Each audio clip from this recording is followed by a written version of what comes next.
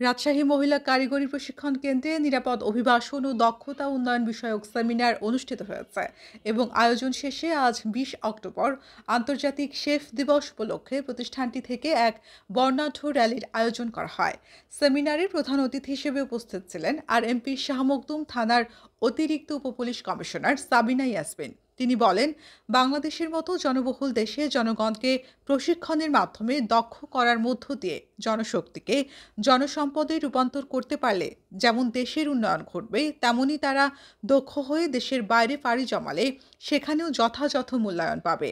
এতেও অধিক রেমিটেন্স লাভের মধ্য দিয়ে আমাদের দেশেরই উন্নয়ন ঘটবে। এছাড়াও তিনি তার বক্তব্যের মাঝে রাজশাহী মহিলা কারিগরি প্রশিক্ষণ কেন্দ্রের পরিচ্ছন্ন পরিবেশে প্রশিক্ষণার্থীদের প্রশিক্ষণ দেওয়ার বিষয়ে সংশ্লিষ্টদের সাধুবাদ জানান।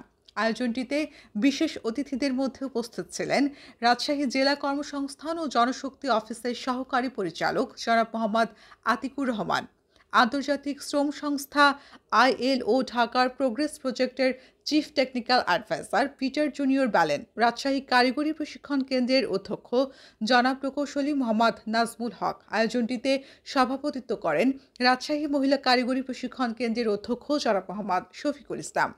আইএলও এর চিফ টেকনিক্যাল অ্যাডভাইজার পিটার ব্যালন পেশাগত নিরাপত্তার গুরুত্ব তুলে ধরে বলেন, একটি সফল অর্থনীতি গড়তে হলে পেশাগত নিরাপত্তা এখনই শুরু করতে হবে, আর তা আমার থেকেই শুরু হতে হবে।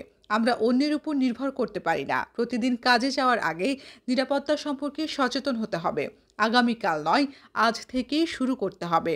নিরাপত্তা এখনই শুরু হোক, আমার থেকেই শুরু হোক। এছাড়াও আয়োজনটিতে রাজশাহী মহিলা কারিগরি প্রশিক্ষণ কেন্দ্রের প্রশিক্ষক, প্রশিক্ষণার্থী সহ অন্যান্যরা উপস্থিত ছিলেন।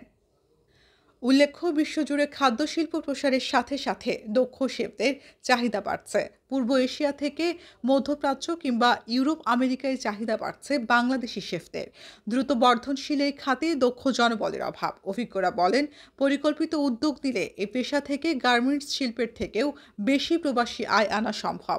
শুধু হোটেল বা রেস্টুরেন্ট নয়, ক্রুজশিপ, এয়ারলাইন্সের কিচেন ক্যাটারিং সার্ভিস ও ব্যক্তিগত শেফ হিসেবেও কাজের সুযোগ পাওয়া যায়।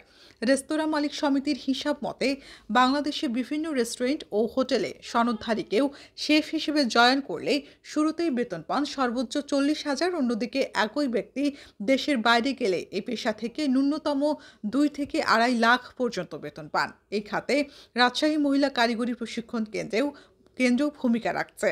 প্রতি বছর বিভিন্ন ট্রেডের পাশাপাশি ফুড ও বেভারেজ থেকেও শত শত শিক্ষার্থীকে প্রশিক্ষণ দিচ্ছে এই প্রতিষ্ঠানটি। প্রশিক্ষণের পর কেউ হচ্ছেন উদ্যোক্তা, কেউ হোটেল বা রেস্টুরেন্টে জয়েন করছেন শেফ হিসেবে, কেউ বা আরও ভালো পারফরমেন্সের মধ্য দিয়ে হচ্ছেন প্রশিক্ষক। তাই তো রাজশাহী মহিলা কারিগরি প্রশিক্ষণ কেন্দ্রের আজকের আয়োজনের শেষ পর্বে জাদুর কাঠি এই রন্ধন পেশায় প্রশিক্ষণ নিয়ে নিরাপদ অভিবাসনের মাধ্যমে অধিক পরিমাণ বৈদেশিক মুদ্রা আনার বিষয়ে সচেতন করা হয় সকলকে।